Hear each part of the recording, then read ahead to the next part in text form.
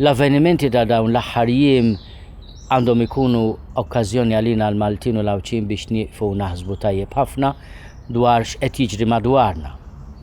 Ħadd mu lest jiġġustifika il-vjolenza tkun minn fejn tkun ġejja.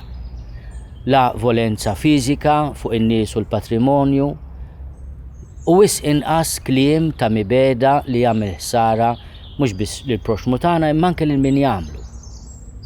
Jekk aħna rridu niżeraw xi żerrija hemm bżonn tkun żerrija ta' paċi, mhux ta' mibeda. Għax iż-żerrija tal-mibeda tkisser lilna nfusna qabel xejn. Iż-żerrija tal-paċi hija magħmula mit-tolleranza, mid-dialogu u anke minn qalb li tifhem u tgħader lill-proxmu tagħna. Aħna għandna dritt nitolbu il-ħarsien tal-liġi tal-pajjiż, imma dan ma jġustifikax li aħna nużaw kliem ta' mibeda għal xi kategorija ta' nies jew anke għal xulxin. L-appell tiegħi huwa li aħna nibqgħu poplu li nilqgħu il-barrani u nikkwota l-enfasi li għamel Papa Franġisku meta jfakkarna f'dik is-sentenza tal-Iskrittura mill-Ittra lil-Lut fejn tgħid ħafna huma jilqgħu il-barrarin mingħajr ma kienu jafu kienu qed jilqgħu lill-anġli.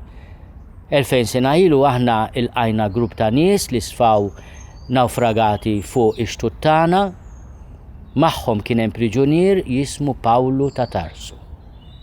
Tagħna l-ikbar barka. Iż-żerrija li żera Pawlu għamlet il-frott.